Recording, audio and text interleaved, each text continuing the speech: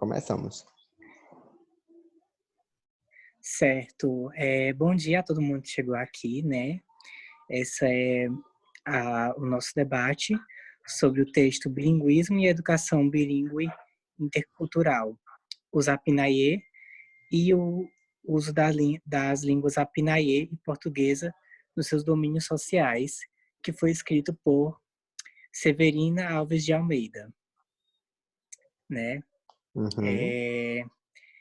Estamos participando desse grupo Newton Cidrim, Clívia Maria, Lívia Maria, Isaac Levi e Guinevere, creio que Maria também, né? A gente pode começar... E pode falar. pode dar início, vai. Não, então, o artigo apresentado, ele vai falar sobre essa aldeia no Tocantins, a do... Ai, esqueci o nome agora da Mariazinha. aldeia. Isso, da Mariazinha. Mariazinha. Tá travando o teu áudio. Que faz o uso Tá travando meu áudio? Não, tá voltando ao normal, voltou ao normal.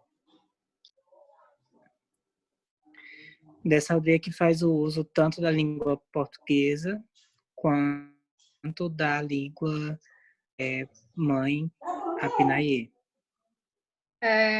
O texto vai destacar também dois pontos importantes, né? Que é a diferença entre o bilinguismo, como processo sociocultural, e a educação bilíngue. Inclusive fala da diversidade que existe na própria pessoa bilíngue, né? No jeito bilíngue. E fala também que o significado de você ser uma pessoa bilíngue vai... pelas construções políticas. E esse significado... E que esse significado de uma pessoa ser bilíngue, ele vai muito além de você dominar apenas duas línguas. Tem toda uma questão social, de diversidade. Cultural, principalmente. Isso. E também da relação que existe com a própria construção da subjetividade dos indivíduos, né? E o trabalho... Pode falar. Não, deixa estar. Então, a gente já pode falar alguns pontos. O texto também fala que aqui no Brasil a gente tem mais de 220 línguas e 180 dessas línguas, elas são de origem nativa, então são línguas indígenas. E o trabalho foi feito com entrevistas e métodos que deixassem uma relação confortável entre os entrevistadores e os entrevistados. E esses entrevistados, eles eram as lideranças da aldeia, os professores e os habitantes comuns da população ali. O texto também fala quanto que, tipo assim, o bilinguismo vem sendo discutido, né? Agora, no começo do século, principalmente por conta... da globalização. Por conta da globalização. Exatamente. Que impõe a convivência. Pode falar, e o bilinguismo, e aí o texto tem até uma citação aqui, que o bilinguismo se faz presente tanto em funções de eventos migratórios, quanto nas situações de minoritárias. Por exemplo, teu áudio tá cortando, Cidrim. Povos indígenas, e no caso neutralização, é bom destacar, segundo Milton, a neutralização como fábula, que seria o bilinguismo como algo ótimo, maravilhoso, mesmo sendo um bilinguismo das minorias, do próprio texto. A globalização como perversidade, que é quando a gente vê o português se sobrepondo à língua materna, e a globalização como possibilidade, é quando a gente vê que o próprio professor da aldeia vai falando sobre as possibilidades de como ir revalorizar a própria língua materna. Até porque isso é essencial para a sobrevivência de uma cultura, né? Passar por esse processo de globalização e você continuar mantendo a língua materna, mas também aprender a, a língua de fora, né? Que daria contato com o resto da sociedade, é uma forma também de resistir a você, tipo, sofrer uma exclusão do que está acontecendo e você, como é que se diz, e outro extremo que seria perder totalmente sua cultura, né? Perder totalmente o valor da sua língua. Sim, mas é importante destacar como essas culturas, um bilinguismo de minoria, como vai ser diferente de, por exemplo, a gente aprender inglês na escola. E Porque mesmo tem, raramente, entendeu? A maioria das vezes a gente nem aprende. Fato. mas tem uma parte do texto É que que, uma moradora da que aldeia, ela fala sobre isso, que ela tem filhos que falam português, ela fala a língua nativa dela com os filhos, só que os filhos, entre eles falam mais português. E ela acha que isso acaba desvalorizando a cultura deles. Acaba causando uma perda de porque identidade. acaba sendo uma faca de dois gumes, né? Porque, Uhum. querendo ou não, existe uma relação de poder ali implícita, né? Que quando a gente fala dessas questões, a gente fala de dominância, né, social, a gente fala de quem... por que as pessoas acham cool também, tipo, a galera falar inglês, sabe? Quando vocês conhecem pessoas que só falam entre si, mesmo sendo brasileiros, só falam inglês. Porque existe um Minha aspecto gente, de mentira, eu tô escutando. A gente já tá gravando. Meu Deus, que vergonha, desculpa. Tudo bem, meu bem. É muita emoção. Enfim, para a Lívia que está chegando agora, a gente já começou a falar sobre o que é o bilinguismo, e agora a gente está pontuando a questão de você perder, de você se desapropriar de sua cultura Sua identidade. quando você começa a, a ser bilíngue, eu acho. A gente estava falando de uma mulher que aparece no artigo, que ela fala que ela sente que quando os filhos dela falam só português, ela sente que tem uma perda da cultura dela, de quem eles Uhum. são. Acho que Mas é eu isso, acho né, que, gente? assim, tipo, é um processo de genocídio cultural, né? Que já ocorre no Uhum. Brasil há muito tempo. Já. É como a gente olhar para as grandes navegações, né? Inclusive, Em um século, de 1500 a 1600, é bom foram exterminados pontuar, 70 milhões, né? De indígenas. E é, nisso a gente perdeu o quê? 2.000 línguas. E é um processo contínuo que a gente não percebe. Até hoje em dia, a gente fala como algo inclusive, distante, né? Mas até hoje em dia a gente perpetua isso. E tá tão estruturado. inclusive é bom pontuar essa questão que tu falou da colonização, porque o fato é que a gente começa a ver que a colonização não tem um aspecto necessariamente, tipo, visivelmente violento e autoritário, sabe? Como acontecia antes. Porque a gente vê aqui que isso vai através da subjetividade das pessoas e da forma como eles dão valor à própria Uhum. língua, sabe? E isso não está sendo, tipo, como era antes, porque antes era obrigatório, né?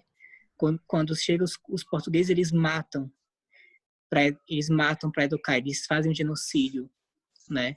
E aí a gente vê isso acontecendo de uma forma branda que a gente não consegue ver as questões sociais que se atravessam quando se fala no bilinguismo, principalmente de uma língua minoritária. Exatamente. Porque agora o português ganha assim, para você ser bilíngue naquela cultura específica, dá a você um certo status, né? Você já pode se E querendo ou comunicar não, tanto dentro como fora da aldeia. e querendo ou não, te insere no novo mundo, né? Você passa a ser aceito E pela até interessante sociedade. ver é até interessante ver como isso, como é que se diz, passa a ganhar visibilidade também, né? porque isso dá uma visibilidade para a aldeia que, como é que se diz? Que aquela existência fica meio que garantida, mas ao mesmo tempo esse processo vai moendo aos poucos a cultura local, né? Porque a gente sabe que sempre vai ter uma relação de poder. É como diz no texto, né? Enquanto Se torna compulsório o bilinguismo. Aham, algo obrigatório. Principalmente para quem Até está chegando falam agora, que... para os jovens. Uhum. Pronto, é isso que eu ia falar. Exatamente é isso. uma questão de sobrevivência, gente. E por mais que esteja acabando com a cultura, tipo, é o menos pior que se pode colocar para essas pessoas, Mas Uhum. eu né? acho, assim, aí Processo. já é minha opinião, né? Que tem como ser menos devastador. Tem Com opções certeza. de ser menos devastador, mas nem todo mundo está querendo isso. Existem muitas pessoas, assim, Mas que eu acho, querendo ou não, descaradamente, quer que acabe a cultura. E prefere mas que... eu, Inclusive, é um discurso que a gente vê muito, que é assim, índio com televisão, índio Uhum. falando português. mas é a gente mesmo que cobra isso deles, entendeu? Uhum. É parte do Porque processo. Porque para eles serem inseridos na sociedade, eles vão precisar, a gente meio que cobra deles deixarem a cultura deles de lado e adotar a nossa para ter um entendimento mais fácil. E como tu falou da televisão, né? O artigo também pontua isso, que a televisão acaba sendo um dos mais devastadores, porque por exemplo, nas novelas, a gente só tem novela em português, entendeu? Não tem nenhuma novela que venha com uma língua nativa. E é bom pontuar também como é a diferença de outros países, né, sul-americanos. Em outros países sul-americanos, as línguas indígenas têm um papel importante.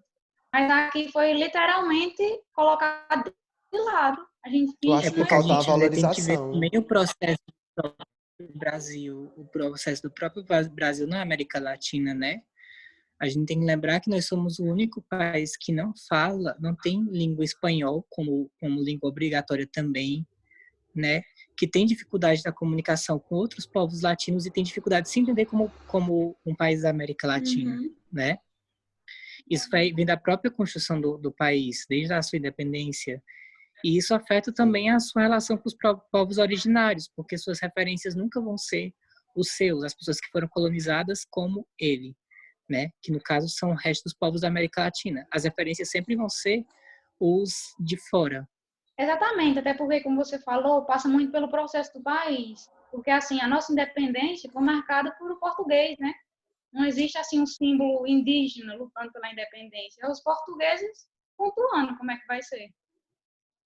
Portugueses que mantinham laços com ingleses, né? Tipo, que adoravam a Inglaterra, então que sempre foram voltados ao imperialismo e tal. E a gente vê hoje que a adoração continua, né? As pessoas que dominam o Brasil continuam adorando pessoas de fora, pessoas do norte global.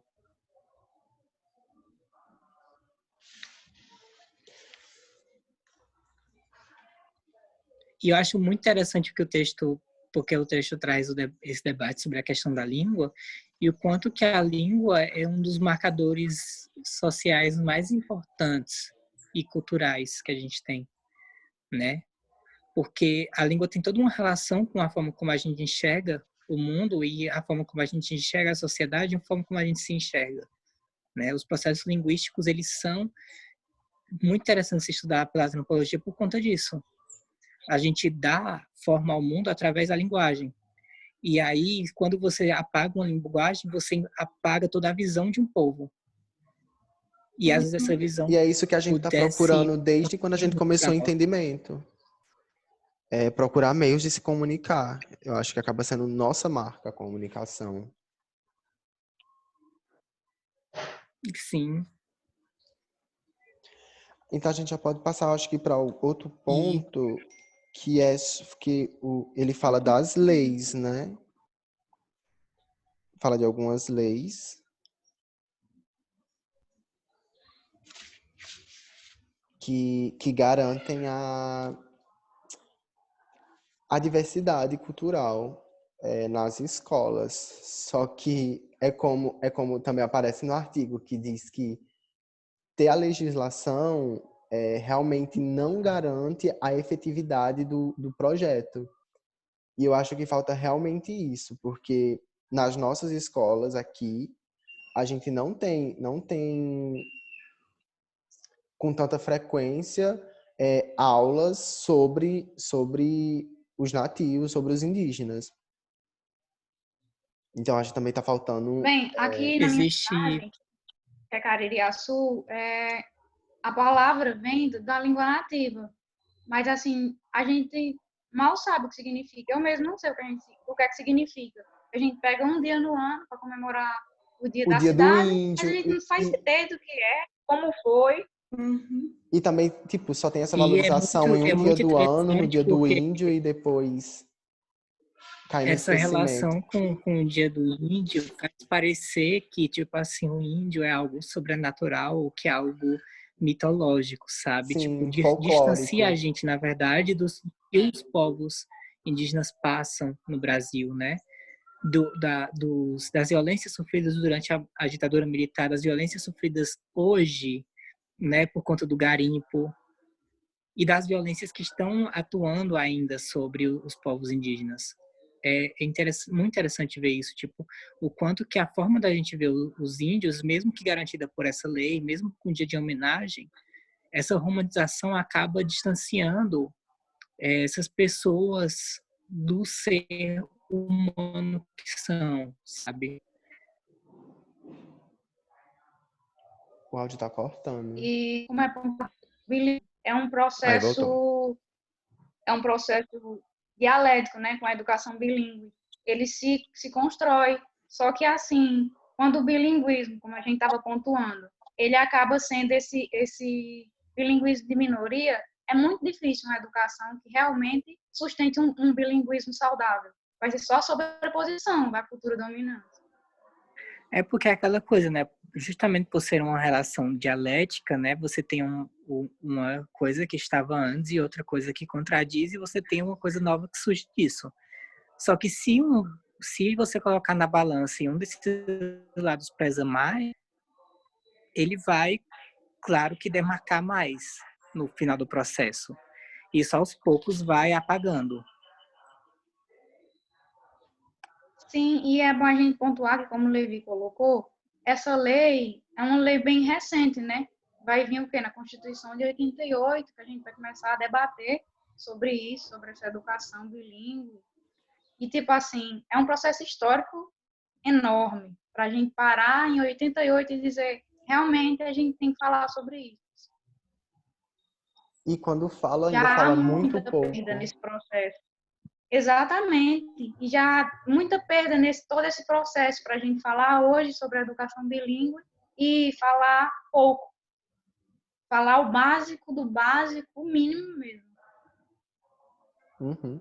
E engraçado que, tipo, até para debater sobre isso no Senado, em algum canto assim, temos poucos representantes indígenas. E os que têm, eles acabam também tendo que priorizar o português para como uma forma de se comunicar com o resto da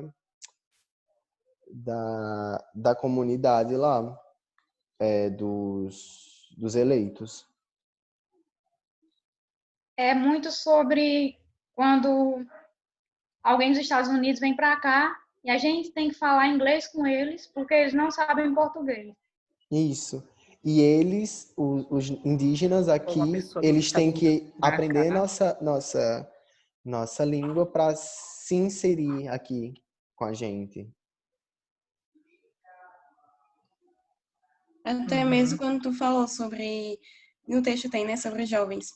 É justamente isso, quando é a questão escolar. Para eles se inserir lá, eles precisam ter saber, né, se comunicar com as outras crianças. Porque fala também que eles sofrem preconceito nas escolas, Uhum. principalmente em Tocantinópolis, uma cidade, eu acho que é assim o nome que se diz. Então, tipo, tem toda uma estrutura que cobra isso deles. Então, para mim, o português na aldeia acaba sendo priorizado. Sim. que ele também fala que Ele tem... acaba tomando o status ele acaba tomando o status, como eu disse, como um inglês, né? Só que aqui a Uhum. gente ainda consegue priorizar o português, mesmo tendo inglês em alguns anos na escola. Mas lá é muito difícil, porque assim, tudo que eles têm que fazer para além da aldeia, e muitas vezes até na aldeia, é com português. É com português. A gente tem, por exemplo, televisão em português pra gente. A gente não precisa assistir em inglês. A gente assiste se a gente quiser. E lá é algo compulsório. Se você quiser ver, você tem que ver em português. É meio que assim,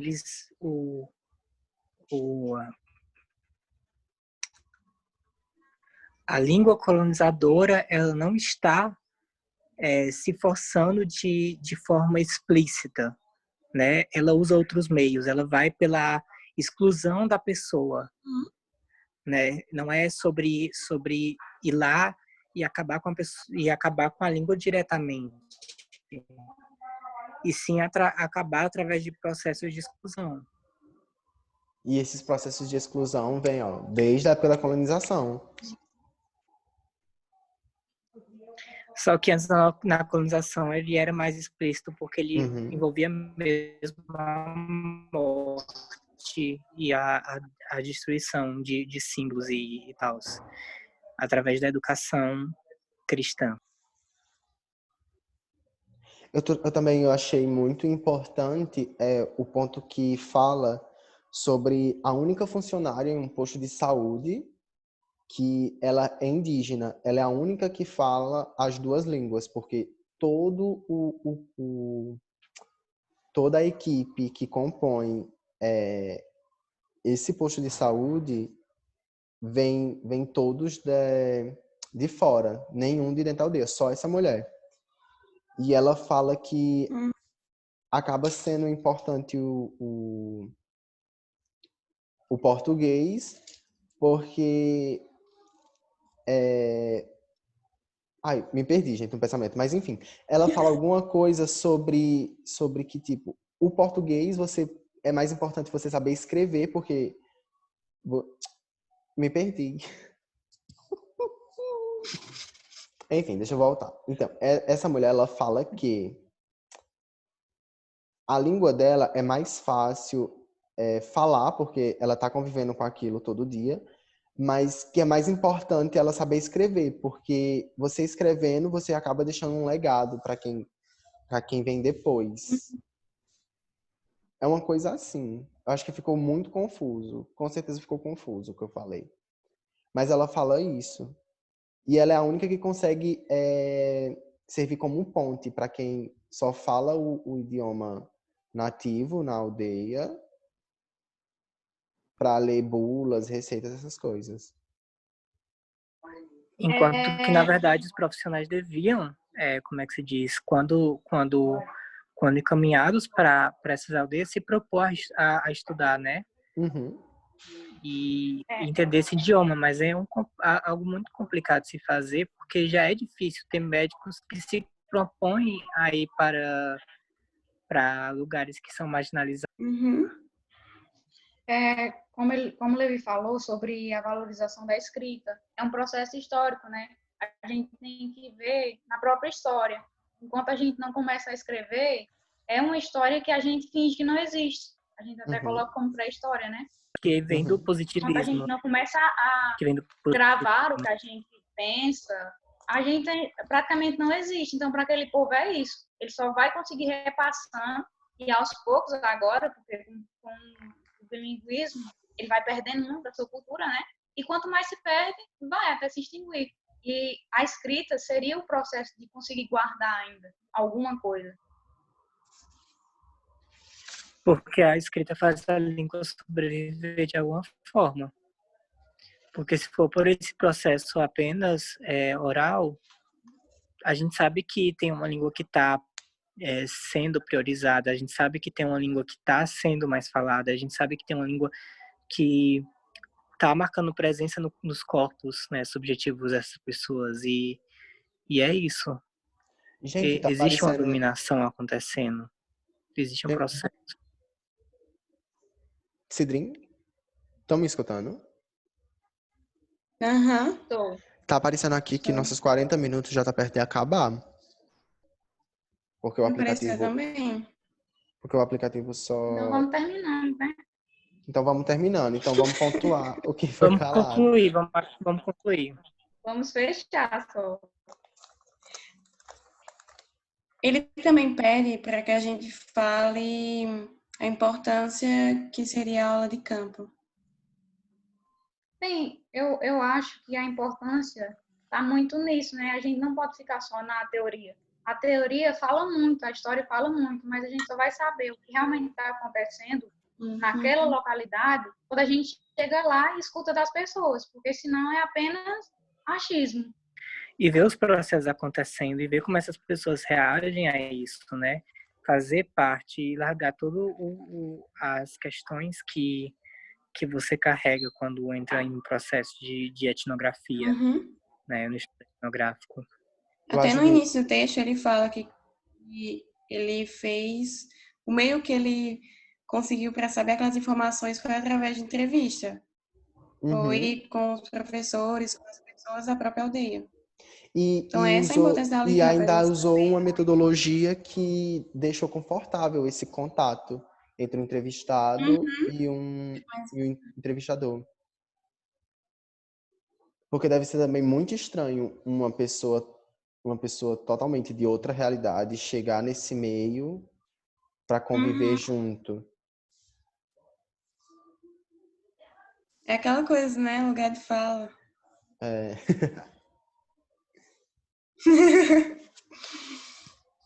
Então acho que é isso, Ai, meu gente. Tá um silêncio meio desconfortável. Fiquei Ai, ai. tímido. Aí a gente... Não ia falar outra coisa, mas deixa quieto. Não, Tá em pode gravação. falar. Então a gente pode Não, terminar? a gente tem que... Eu acho que sim. Tá joia. Não tô entendendo, Clívia.